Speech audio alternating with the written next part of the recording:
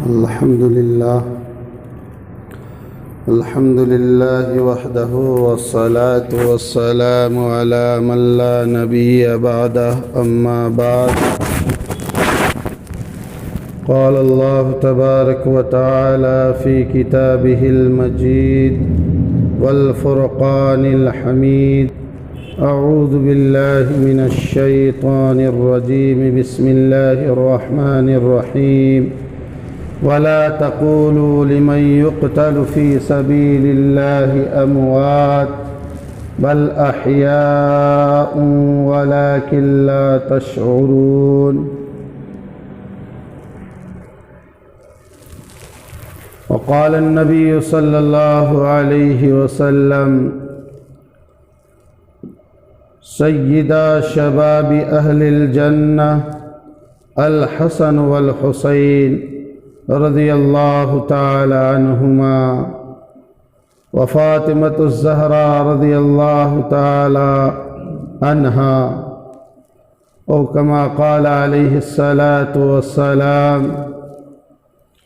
व सल्लल्लाहु तआला अला खैरि ख़ल्क़िही व अस्हाबिही व अज़वाजिही व ज़ुर्रिय्यातिही अजमईन। अम्मा बाद।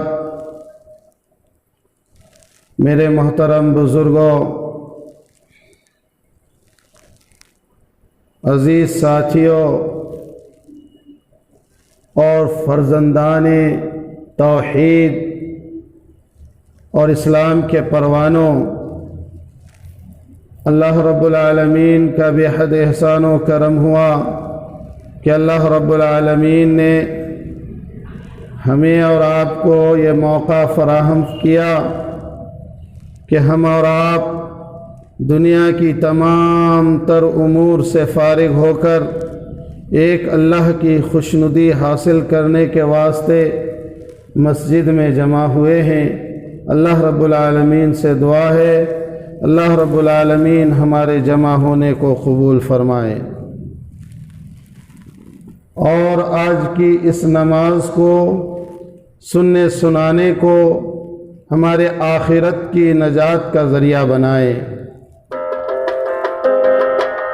मोहतरम हज़रात, जैसा कि आप तमाम इस बात से बखूबी वाकिफ़ है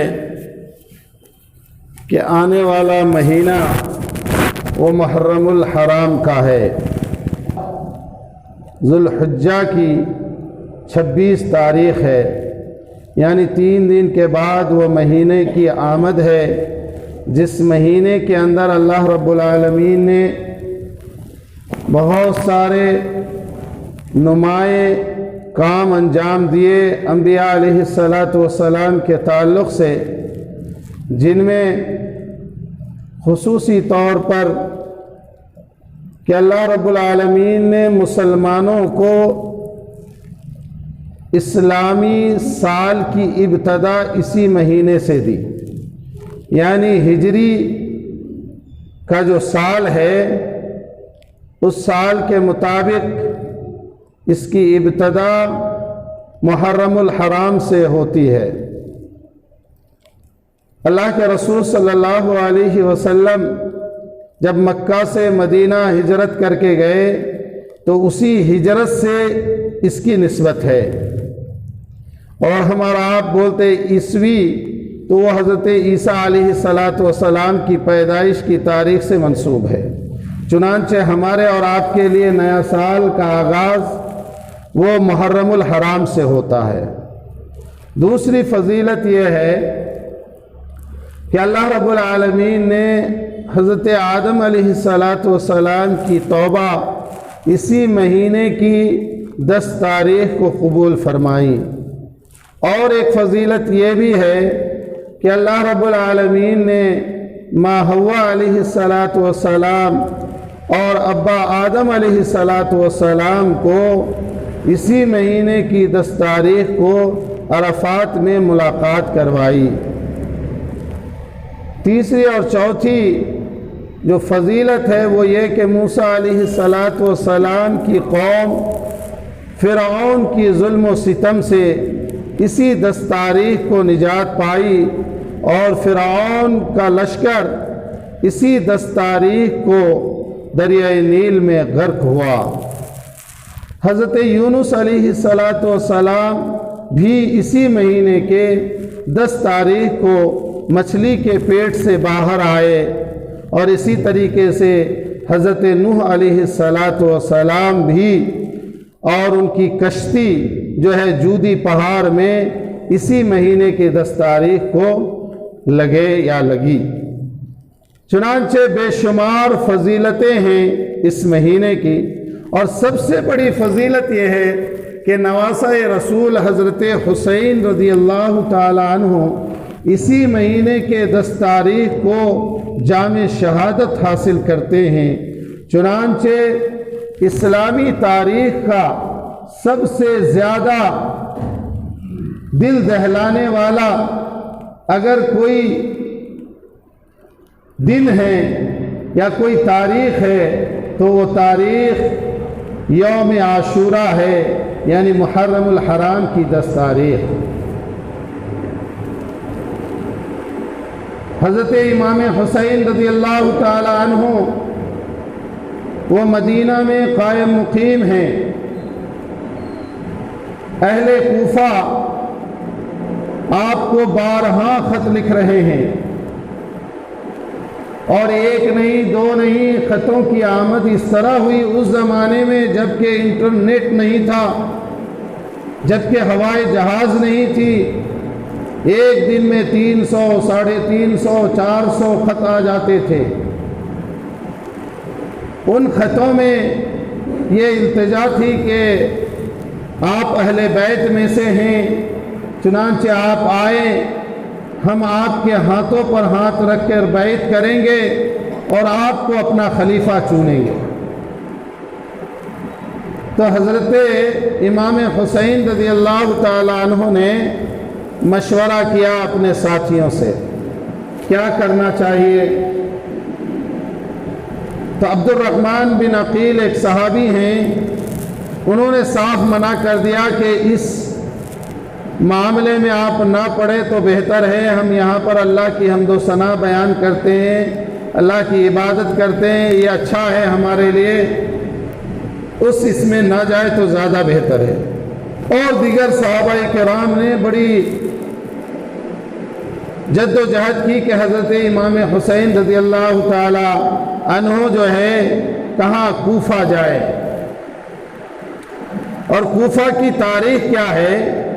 कूफा की तारीख़ ये है कि उस ज़माने में इल्मी एतबार से सबसे बेहतरीन और मुअज़्ज़ब जगह अगर कोई थी तो वो कूफा थी।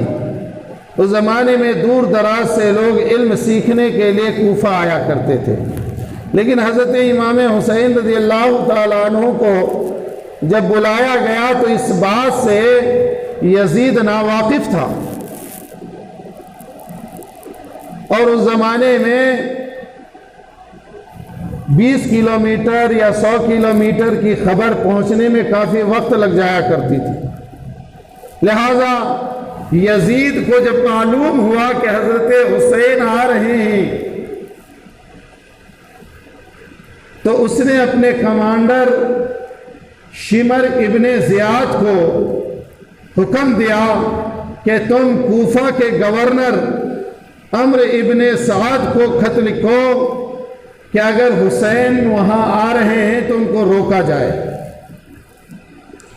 तो ये ख़त किताबत होने में काफ़ी वक्त गुज़र गया। इसी अरसे में हज़रत हुसैन रज़ियल्लाहु ताला अन्हु अपने पूरे काफ़िले के साथ कूफा पहुँच गए। काफ़िले में कुल 70 पे 2 लोग हैं, 32 से घोड़सवार हैं और 40 लोग पैदल हैं। उसमें औरतें भी हैं, बच्चे भी हैं, मर्द भी हैं, बूढ़े भी हैं, बीमार भी हैं, अच्छे भी हैं। चुनांचे अम्र इब्ने साद ने अपने पूरे काफिले के साथ हज़रत इमाम हुसैन रज़ियल्लाहु ताला अन्हु को घेर लिया और कहा कि आपकी काफ़ी इज्जत है हमारे निगाहों में, आप नवासे रसूल हैं, चुनांचे आप, मेरा ये मशवरा है आप मदीने को लौट जाएं। तो सहाबाई किराम जो जोश में बहुत ज़्यादा मुनहमिक थे, तो उन्होंने मना कर दिया कि आप आले रसूल हैं, आप शेर खुदा के बेटे हैं, आप अगर इस तरह बुज़दिलों के तरीके से यहाँ से वापस चले जाएंगे ये बेहतर नहीं होगा।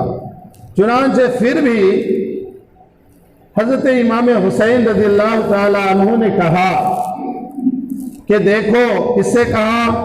गवर्नर से कहा, जो कूफा का गवर्नर था, अम्र इब्न साद से, कि देखिए अगर आपको एतराज़ है तो हमें मदीना वापस जाने दीजिए, या फिर दूसरी शक्ल यह है कि हमें किसी मुल्क के सरहद पर छोड़ दीजिए, हम जिहाद फी सबीलिल्लाह करते हुए इस दुनिया से रुखसत हो जाएंगे। लेकिन ये बात कुछ लोगों को जो है हजम नहीं हो रही थी। अमर इब्ने साद जो वहां के गवर्नर थे, उन्होंने इस बात को देखकर चिट्ठी लिख दी, किसको? यजीद के कमांडर इब्ने ज़ियाद को, शिमर को, कि यहां पर कोई ऐसी एतराज़ात की बात नहीं है, हजरत हुसैन यहां से वापस जाने के लिए तैयार है। लेकिन इधर जिन लोगों ने खत तो किताबत की थी हजरत हुसैन को, उनके पेट में दर्द होना शुरू हो गया कि अगर हजरत हुसैन यहाँ से सही सालिम वापस चले जाते हैं तो जिन खतों को हमने लिखा था वो खत यजीद के हाथ लग जाएगा, जिसकी वजह से हमारे सरों को कलम कर दिया जाएगा। तो इधर गवर्नर ने खत लिखा इब्ने ज़ियाद को, शिमर को, उधर ये कूफा वाले जो मुनाफिकीन थे ये बदल गए। जब हजरत हुसैन ने खत निकाल कर दिखाया लोगों को कि इब्ने साहब देखो तुमने ये खत लिखा था, इब्ने मुसैयब देखो तुमने ये खत लिखा था, तो तमाम जो कूफा वाले थे जिन्होंने खत लिखा वो मुकर गए मारे डर के कि अगर इस खत का एतराफ़ करते हैं तो यजीद हमारा सर कलम करेगा, और अगर इसको छुपा लेते हैं, हजरत हुसैन को झुटला देते तो हमारी जान बच जाएगी। ईमान की परवाह उनको न थी। चुनांचे इन लोगों ने खत लिखा यजीद को कि आपको जो खत लिखा गया है गवर्नर के हवाले से, वो खत जो है सही नहीं है। हम लोगों को यह खबर मिली है कि ये यहाँ जंग करने के लिए आए हैं, जिहाद करने के लिए आए हैं, चुनांचे इनको गिरफ्तार कर लिया जाए। तो इसमें जो सिमर था, ये सिमर चाहता था कि आले रसूल की बुनियाद को उखाड़ के फेंक दिया जाए, क्योंकि पूरा पूरा काफिला आले रसूल जितने भी थे वो उस काफिले में मौजूद थे 72 लोगों की शक्ल में। तो चुनांचे सिमर ने अपने गवर्नर इब्ने साद से कहा कि इनको गिरफ्तार न करके बल्कि इनको जो है क्या कर दिया जाए, उनके ज़बान में अगर कहा जाए तो कत्ल कर दिया जाए। चुनांचे ये तमाम बातें हुई, इसी मुज़ब्ज़ब में जंग का ऐलान हो जाता है। कुछ सहाबा ने हजरत हुसैन से कहा कि आप यहां से पीठ दिखाकर मत जाइए, आपके नसों में आले रसूल का खून है, आप आले रसूल हैं। चुनांचे अगर शहादत मिलती है तब भी कामयाबी, अगर हम जंग जीत लेते हैं तो भी कामयाबी। चुनांचे हजरत हुसैन रज़ी अल्लाह ताला अन्हु का काफिला तैयार हो गया। आपके सीधे हाथ में ज़ुहैर इब्न क़य्यम हैं, आपके उल्टे हाथ में यानी लेफ्ट में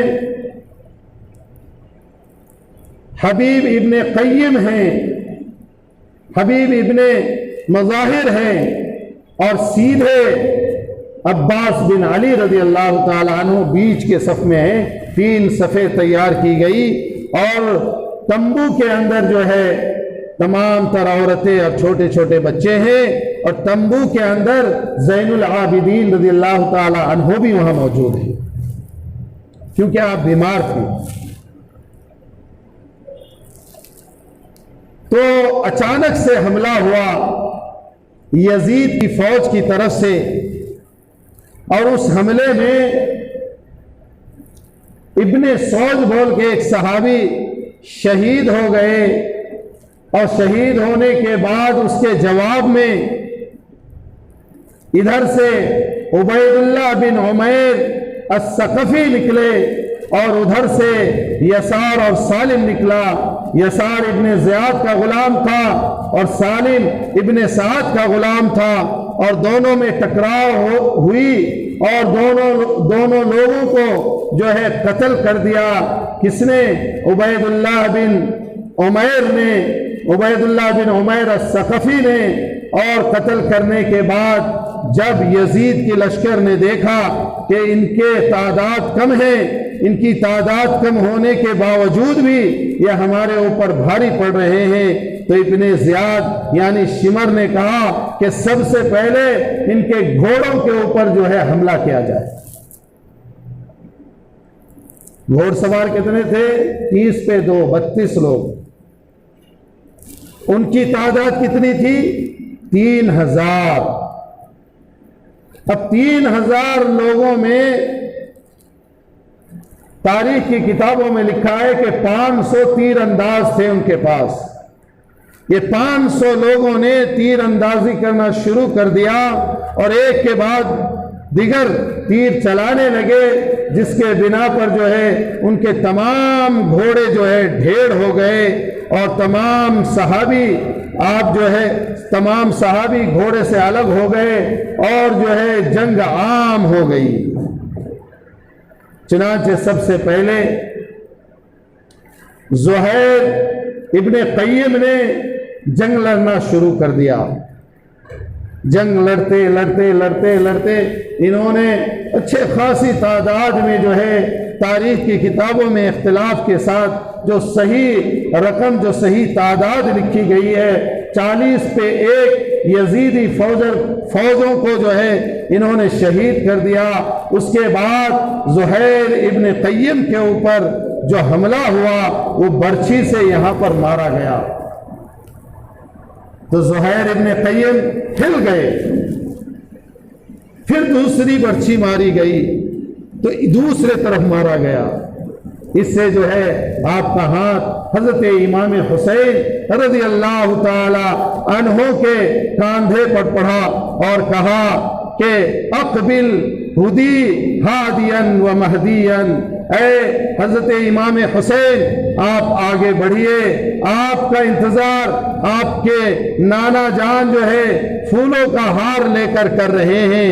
आपको आज अपने भाई हसन से मिलना है, आपको आज अपने चचा जाफर से मिलना है, आपको आज असदुल्लाह इब्ने हमजा से मिलना है। चुनांचे हजरत हुसैन आगे बढ़ने ही वाले थे कि उनके दाहिनी तरफ जो हबीब इब्ने मुज़ाहिर थे उन्होंने आपको रोका। उन्होंने आपको रोका और कहा कि आपको मैं अपने आंखों के सामने मरता हुआ देख नहीं सकता, चुनांचे आप ठहरिए, मैं पहले निपटाता हूं। आप भी आ गए। मैदान में आने के बाद आपने भी 13-14 आदमियों को शहीद किया। उसके बाद आप खुद शहीद हो गए। हजरत अब्बास बिन अली जो हजरत हुसैन रज़ी अल्लाह ताला अन्हु के भाई हैं, उनके हाथ में अलम था, बड़ा सा अलम, उस अलम को लिए खड़े थे। चुनांचे उस अलम के साथ ही आपने जिहाद करना शुरू कर दिया और एक इब्ने मुअक्कित ने आपके ऊपर हमला किया, जिससे आपके दाहिने हाथ कट के जमीन पर गिर गई। फिर बाएं हाथ पर हमला किया, वो हाथ भी जो है जमीन पर गिर गया। गिरने के बाद हजरत अब्बास बिन अली रज़ी अल्लाह ताला अन्हो ने उस अलम को अपने दांतों तले दबाने की कोशिश कर रहे थे कि आपके मुंह के ऊपर बर्छी मार दी गई, आप गिर गए। गिरने के बाद हजरत हुसैन रज़ी अल्लाह ताला ये तमाम तर चीज़ों का मुशाहिदा कर रहे हैं। आप भी आगे बढ़े। आगे बढ़ने के बाद जो है आप मुकाबला करना शुरू करते हैं। इसी दौरान हजरत अब्बास बिन अली रज़ी अल्लाह ताला अन्हु शहादत नोश करते हैं और उसके बाद दिगर सहाबा किराम के साथ जो है इधर आपके तमाम तर फौजों में से आधे से ज्यादा फौज शहीद हो चुके हैं। हजरत हुसैन रज़ी अल्लाह ताला अन्हु ने अपने एक साथी से कहा, अब इसमें इख्तिलाफ है, दो साथियों का नाम आया। एक तो ज़ुहैर से कहा, लेकिन देखा जाता है कि ज़ुहैर पहले शहीद हो गए थे, लेकिन दूसरी एक रवायत में आते नहीं, ज़ुहैर बाद में शहीद होते हैं। चुनांचे ज़ुहैर से कहा कि सिमर से कहो कि ज़ुहर की आज़ान होने वाली है, हमें नमाज पढ़ना है, हमें नमाज पढ़ना है, नमाज पढ़ने के लिए जो है फुर्सत दी जाए, तुम भी नमाज पढ़ो, हम भी नमाज पढ़ेंगे। लेकिन उधर से ये आवाज आई कि तुम्हारी नमाज आज कबूल होने वाली नहीं है। हजरत हुसैन रज़ी अल्लाह ताला अन्हो ये बात सुनकर लानो तान करते हैं कि मरदूद, जिस शख्स के ऊपर ये नमाज नाजिल हुई वो शख्स मेरे नाना हुजूर है, और तुम ये कहते हो कि मेरी नमाज कबूल नहीं होगी। चुनांचे नमाज तो हम पढ़ेंगे, इजाजत नहीं मिली नमाज पढ़ने की। हजरत इमाम हुसैन रज़ी अल्लाह ताला अन्हो ने ऐलान कर दिया कि नमाज हम हर हाल में पढ़ेंगे। चुनांचे सलातुल खौफ अदा किया जाए। सलातुल खौफ जब जंग की हालत होती है या कोई ऐसा मामला होता है, फौजदारी मामला या फिर तूफान की हालत, जलजले की हालत, ऐसे हालतों में सलातुल खौफ पढ़ सकते हैं। हालांकि ऐसी हालत में रुख्सत भी है, आप इस नमाज को बाद में भी पढ़ सकते हैं, लेकिन आपने अपने तकवा का मुजाहिरा किया कि हम बाद में नहीं पढ़ेंगे, हम वक्त पर नमाज पढ़ेंगे। चुनांचे सलातुल खौफ अदा की जा रही है। कुछ सहाबी गए हैं, हजरत हुसैन खुद लड़ रहे हैं। इतने में फुर्सत मिली, आपको अपने बच्चे की याद आई। हजरत अब्दुल्लाह बिन हुसैन 2 महीने का बच्चा, आवाज लगाया तो उस बच्चे को लेकर आई एक औरत, एक सहाबिया। हजरत हुसैन अपने बच्चे को गोद में लेकर बोसा दे रहे हैं, चूम रहे हैं, प्यार कर रहे हैं। शायद ये आखिरी मुलाकात हो, अपने बच्चे से मुलाकात कर रहे हैं और अपने बच्चे को इस तरह पकड़ के प्यार कर रहे हैं। इतने में मुखालिफ की तरफ से एक तीर आया और हजरत अब्दुल्ला इब्ने हुसैन के गले में हुल्कूम के नीचे वो तीर जो है पेवस्त हो गई। 2 महीने का बच्चा, और वो बच्चा चीखा भी नहीं, चिल्लाया भी नहीं। उस बच्चे की गर्दन जो है ये सीधी थी, बिल्कुल टेढ़ी हो गई, यानी नसें कट गई उस तीर के लगने की वजह से। हजरत इमाम हुसैन रज़ी अल्लाह ताला अन्हु ने उस बच्चे को लिया और उस बच्चे के बहते हुए खून को हाथ में लेकर अल्लाह की तरफ हाथ उठाकर ये दुआ की, या अल्लाह तेरे दीन के खातिर आज मैंने 2 महीने के बच्चे को शहीद कर दिया। या अल्लाह इसका बदला मुझे उम्मीद है कि तू आखिरत में मुझे देगा। चुनांचे इतने में कासिम बिन हसन आगे बढ़ते हैं। कासिम बिन हसन कौन? हजरत हुसैन के भतीजे। कहा कि चचा जान, मुझे यह बर्दाश्त नहीं होता कि मेरे आंखों के सामने आपकी नाकदरी हो। मैं ये चाहता हूं कि आप शहीद होने से पहले मैं खुद शहीद हो जाऊं।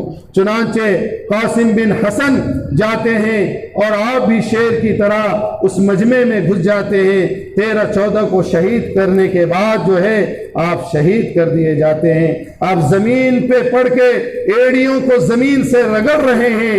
हजरत हुसैन आगे बढ़ते हैं, आवाज लगाते हैं, कासिम बिन हसन चचा मुझे संभालो।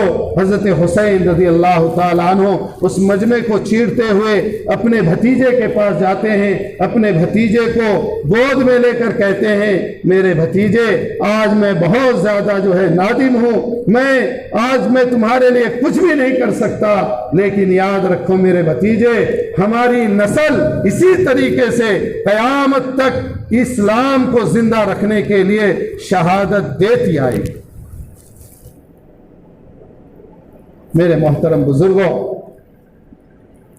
हजरत हुसैन की जब नमाज पढ़ने की बारी आती है, आप नमाज पढ़ने को आगे बढ़ते हैं, तो नमाज की हालत में आप जब सजदे में थे तो आपकी आपके गर्दन को तन से जुदा कर दिया गया और आपके सर को हाथ में लेकर इस तरीके से दिखाया गया कि आज हमारा दुश्मन मिट गया, दुश्मन की नस्लें मिट गई, चुनांचे खुशियां मनाओ।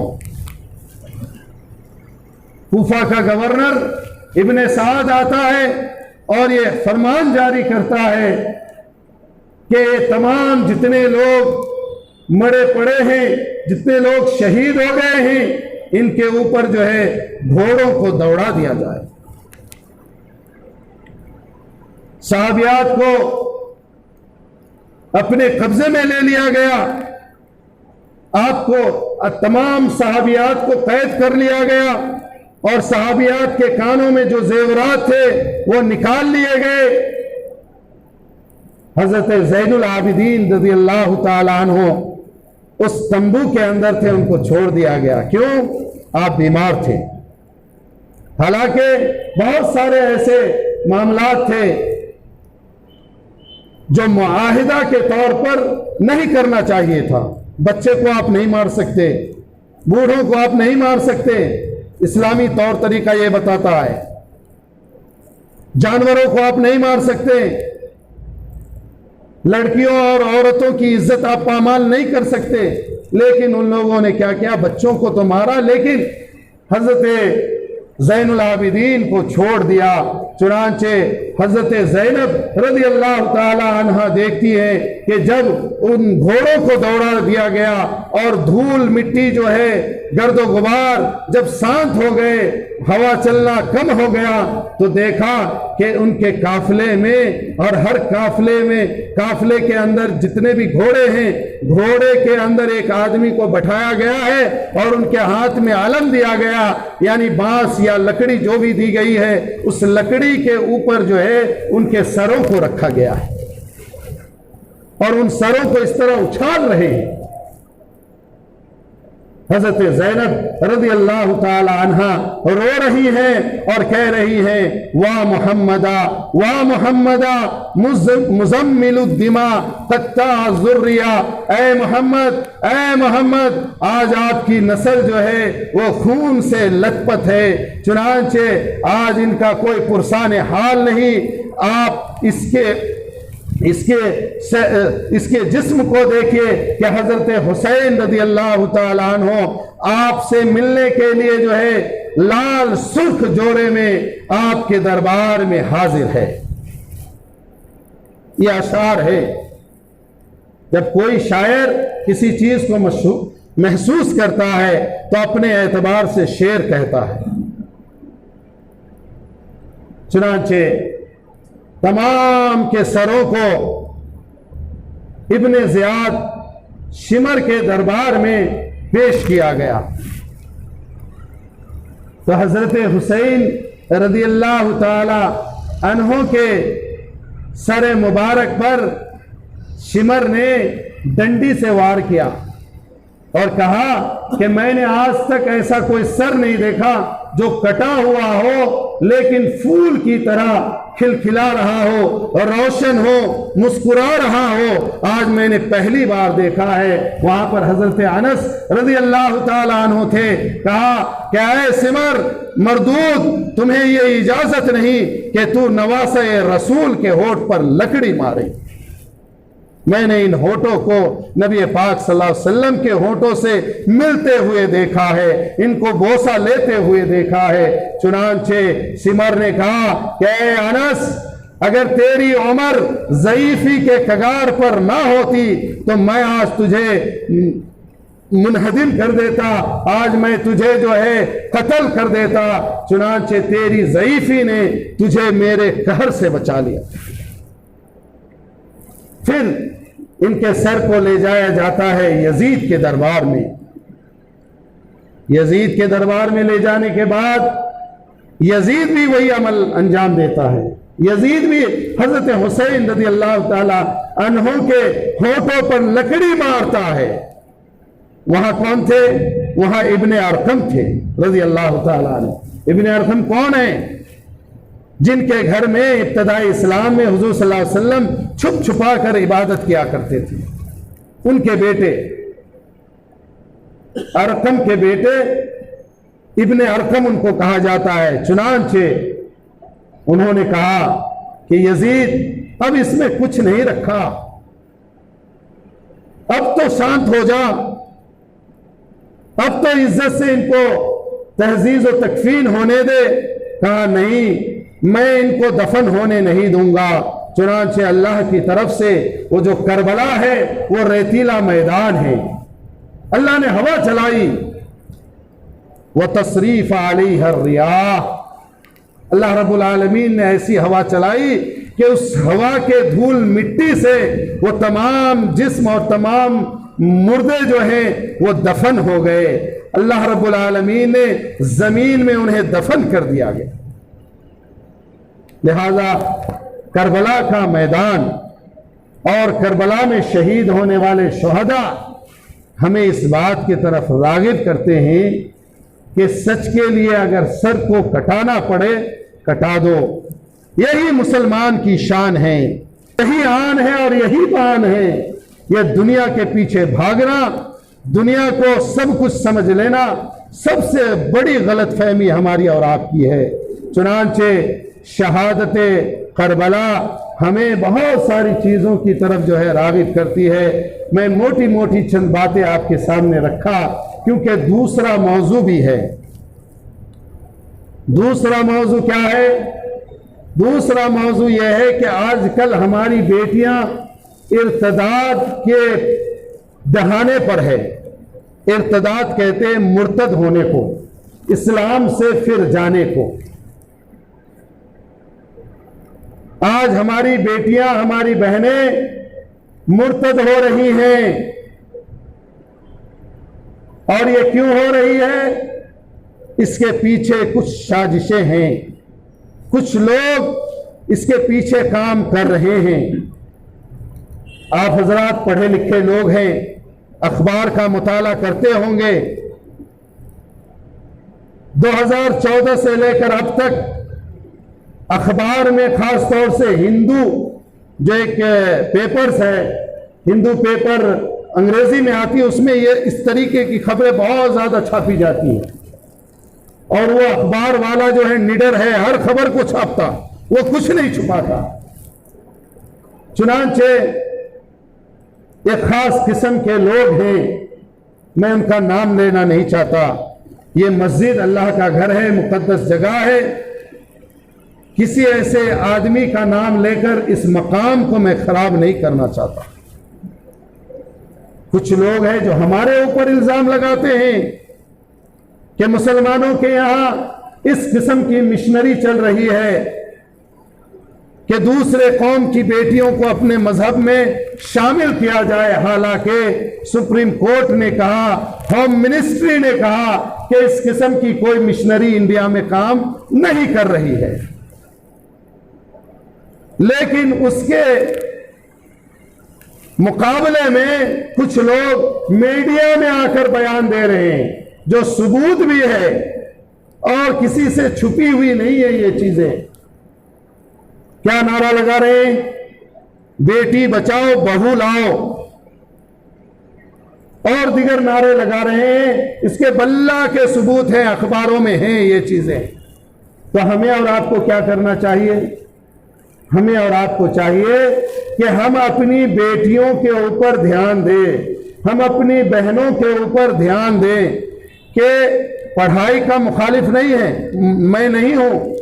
आप अंग्रेजी पढ़ाएं, दुनिया की हर जबान पढ़ाएं, दुनिया की हर नॉलेज उसको दें, क्योंकि मैं खुद भी कॉलेज से पढ़ के हूं। आज जरूरत है दोनों इल्म की, लेकिन इल्म के नाम पर तहजीब बिकनी नहीं चाहिए। इल्म के नाम पर तहजीब को बदनाम न किया जाए, इसके लिए सबसे पहले हमें और आपको अपने घर से इस मुहिम का आगाज करना पड़ेगा। अगर हम अपनी बेटी के ऊपर ध्यान दे रहे हैं, हमारी माएँ अगर हमारी बहनों के ऊपर ध्यान दे रही है, तो हो सकता है हत्तल मकदूर हम इन चीजों से बच सकते हैं। मेरे पास डाटा नहीं है, मैं बहुत कोशिश किया कि ऐसे केस कितने हो रहे हैं, लेकिन एक अखबार में मिला कि 2100 लोगों को ये कोशिश की जा रही थी 2017 में।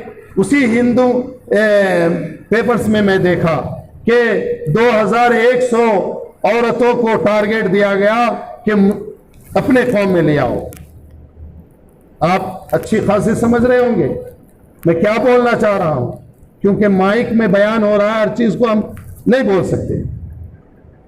चुनांचे इस किस्म की कोशिशें की जा रही हैं। हमें और आपको चाहिए कि हम अपनी बेटियों के ऊपर ध्यान दें, और इसकी वजूहात भी हैं।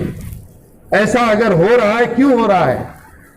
बहुत सारी बेटियां मजबूरी में जा रही हैं, क्योंकि उनको ये लालच दिया जा रहा है कि कोई दहेज नहीं लगेगा, तुमको आराम से रखा जाएगा, तुम्हारे साथ कोई असबियत नहीं की जाएगी।